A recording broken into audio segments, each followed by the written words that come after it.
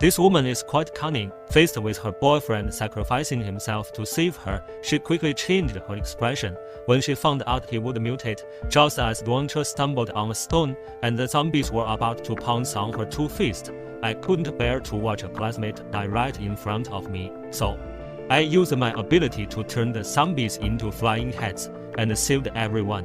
Duangche probably thought I would say something to her and put on a pitiful look, calling my name Tianchen. I certainly wouldn't pay attention to a woman like her. I signaled the gangsters to follow us closely, and Duangche decided to join us, looking at the zombies in front of her. Back in the classroom, the four of us were temporarily safe, but I was exhausted from the recent intense battle. Now, I needed to rest and regain my strength before finding an opportunity to leave the school, which would be the wise thing to do.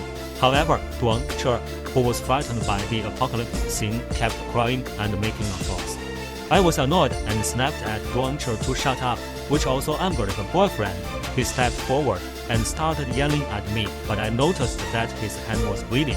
He said he was bitten by a zombie, but it was just a minor injury. After the meteor fell, the airborne water source transmitted the infection and 70% of people would turn into zombies, while those bitten by them would be 100% guaranteed to become zombies. This mutated virus is called the Ebola virus. The boyfriend didn't believe it, but at that moment, Duangche had already distanced herself. Meanwhile, the boyfriend began showing signs of mutation and approached Duangche, seeking comfort.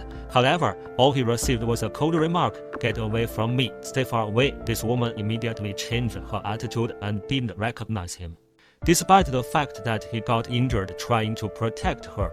At that moment, a loud bang came from outside. Looking out, we realized that it was the principal driving a car, attempting to escape, but crashing into a wall instead. It was an opportunity to leave. Now, we had to deal with the boyfriend's situation. As long as he followed us without causing trouble, he could do whatever he wanted. I signaled the gangsters to leave, but Duangche also wanted to come along. However, her boyfriend grabbed her hand and she immediately shook it off. The boyfriend wanted to say something, but he was met with a merciless flick of a switchblade and heard words that left him stunned. "If you want to die, then die on your own. Don't get in my way of survival." The entire classroom fell silent, leaving only the figure standing there in silence. I and the gangsters rushed out of the classroom. Although the principal attracted a large number of zombies, there were still a few scattered ones along the way.